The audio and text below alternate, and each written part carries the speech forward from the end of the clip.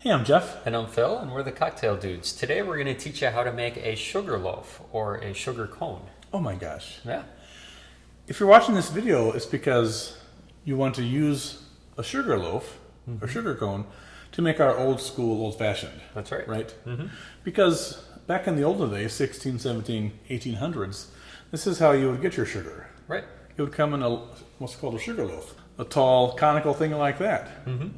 And if you look at the old cocktail books from the 1800s, it says for the instructions in your old fashioned to muddle the sugar. Right. Well, today that's kind of silly because it dissolves so easily in a little bit of water that you wonder why that would be. Well, it's because in the old days, sugar was problematic. Right.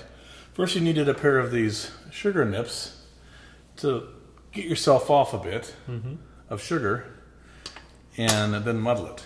And you can learn more about that on our video on the old school old fashioned. But the purpose of this video is to show you how to make the sugar cone from home.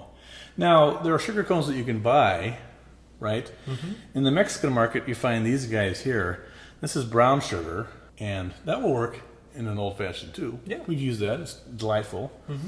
And they would make those traditionally in these sugar molds, which nowadays you see on people's coffee tables with candles in them, right? But originally they were used to make sugar, and that's what gives us the shape of those.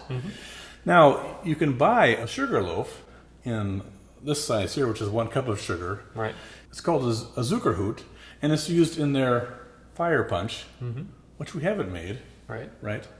It's in German. It's Feuerzangenbowle. I'm sure we're not pronouncing that right, but we don't send any apologies because we're not that bright when it comes down to it. German's not easy to speak. So you can buy that, and it's about $4 if you search around for it, and it comes just like that. It's perfect. Yeah.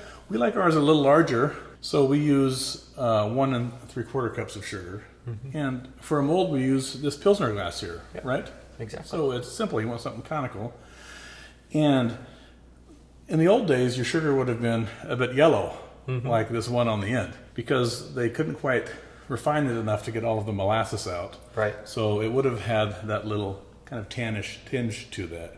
So if you want to make one like that, you use a sugar that's not totally refined, like this sugar that we got at Costco. It has slightly larger sugar granules, so you need a little less water. So to make this, in a bowl you put 1 3/4 cups of granulated sugar and add to that 1 3/4 teaspoons of water. You don't want to let it sit too long, so stir it right away. Get the water all mixed up. And you want to be left with a consistency of moist sand. Just stir it real well. It'll take about 15 seconds. You want it to end up looking like this. Then we'll take 3 large soup spoonfuls of the sugar and put it into the bottom of our Pilsner glass. And then with a muddler, tap it very firmly. Once you have a nice firm surface, you want to take a fork and disturb about the top 1/2 inch of the sugar. This is so you aren't left with a seam there that will cleave when you handle the sugar cone. Then add another 3 large soup spoons full of the sugar. Tamp it firmly again with the muddler. Disturb the layer. Add 3 more spoons of sugar.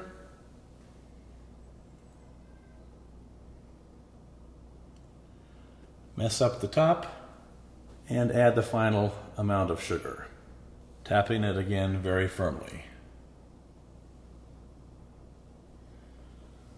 Then what we'll do is set down a piece of wax paper or parchment paper. We'll invert the glass and give it a firm tap onto the counter, and out comes your sugar. You want to let it sit on the countertop for a week to dry and harden.